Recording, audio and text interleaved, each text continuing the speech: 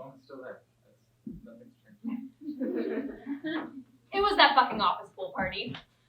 And I don't even know. Even just the fact that I have to say my office pool party makes me want to fucking kill myself. Like, when did I become someone who goes to office pool parties? And it's not even as horrifying as it sounds. We all go to the CFO's country club. We have to schlep out to Westchester, but, you know, free booze on the pool. A bunch of the guys go off and play golf. It's very Gatsby-esque-ish. It's actually kind of nice, actually. I never swim, obviously. I would never take my clothes off in front of the people I work with. I hate my body. Let's not get into it. Just let me tell my story. So I'm just like pasty girl on the side, drinking like my drink or whatever. And then I see him getting out of the pool. And time just stops. He stands still for a moment, and you can see that he forgot where he put his towel. He can't remember. But for like 4 seconds, he's standing totally still, pool water dripping down his body. And like instantly, my brain becomes a camera recorder. And like instantly hits record. And for 4 seconds, I just memorized everything. Everything. His shoulders are narrow, but they're round and sweet at the top, almost like knees. He has an amazing neck. The skin on his neck, especially when it's wet, it's just like so soft and fresh.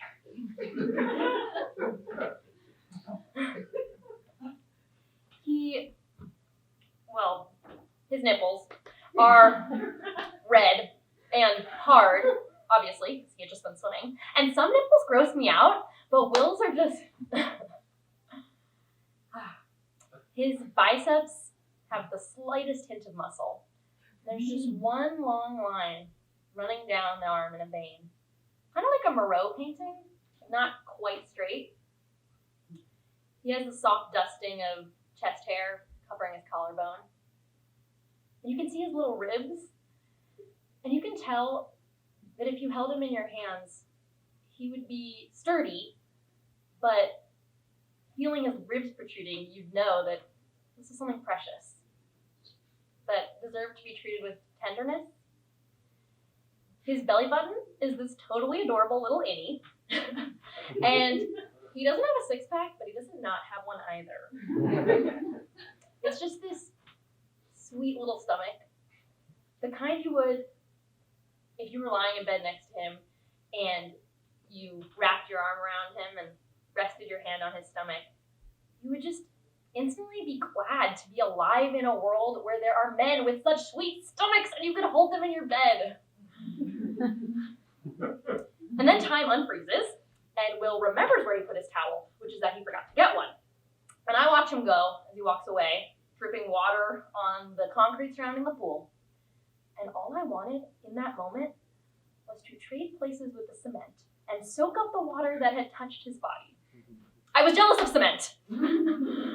So I get up. I pretended I had to go to the bathroom, and I followed him into the locker room. It's not really a locker room, it's more of a changing room. And he's opened up his little cubby, but then he's gone off to use the toilet. I can see his little feet just kind of walking into the stall. So I have like 30 seconds tops. So I pick up his t-shirt, and I smell it. And he has these forest green Converse sneakers. I'd never seen him wear them before, obviously. I'd only ever seen him in the office. But he wore them on the train ride up, which is just, to me, it's just so sexy. And, I picked up one of the sneakers, and I looked inside, and it said size 12. I don't know.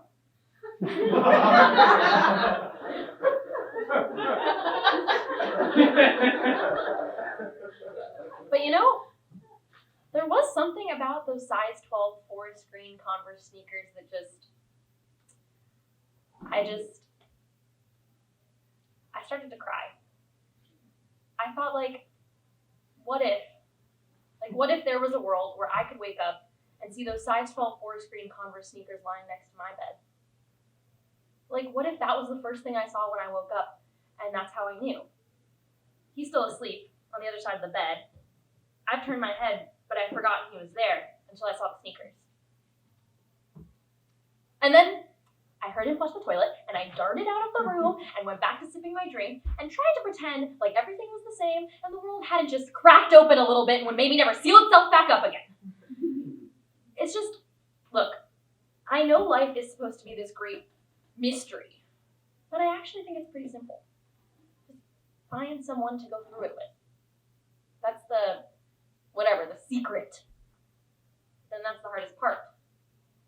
Knowing what the point is, but not being able to live it, and not knowing how to get it, or if I ever even will.